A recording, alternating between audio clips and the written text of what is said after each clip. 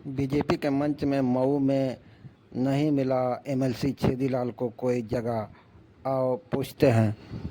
जिलाधिकारी महोदय कप्तान द्वारा जो हम लोगों को सूचना दी गई थी कि यहाँ मऊ से वाराणसी सिटी तक और मऊ से आनंद विहार तक ट्रेन का उद्घाटन होना है, जिसमें जितने माननीय लोग हैं उनको पत्र देके बुलाया गया था। लेकिन जब हम लोग वहाँ मौके पर पहुंचे तो मैंने डीएम साहब से बात की। डीएम साहब ने कहा कि मेरी व्यवस्था सर हम लोगों को आप लोगों को सूचना दी है, लेकिन यहाँ डीआरएम जो वाराणसी है इनके द्वारा जो प्रोटोकॉल बनाया गया है केवल 4 माननीय लोगों को बैठाने का है।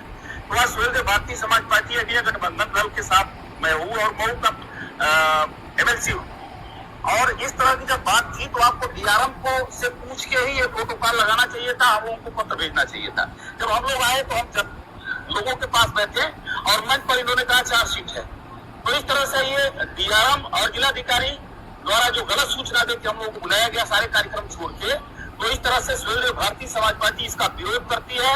और यदि ऐसे प्रशासन के लोग या चाहे डीआरएम ऐसा करते हैं तो डीआरएम के खिलाफ भी कार्रवाई होनी चाहिए कि यदि हमको पत्र नहीं भेजना चाहिए कि नहीं आपको उद्घाटन में आना है। यदि आपने पत्र भेजा तो उसका क्रियान्वयन करना चाहिए मंच पर।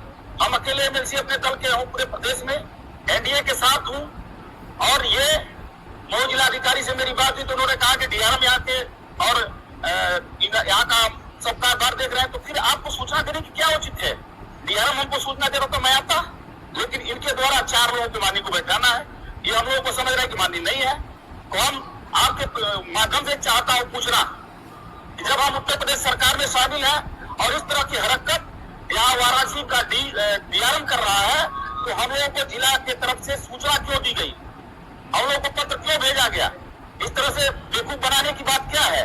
तो इसलिए मैं कह रहा हूँ कि डीआरएम साहब इसका जवाब दें कि यदि हम लोगों को डीएम साहब जवाब दें कि हम लोगों को क्यों सूचना दी गई, क्यों बुलाया गया। अरे आप हमको बुला तो बैठने के लिए तो जगह दो।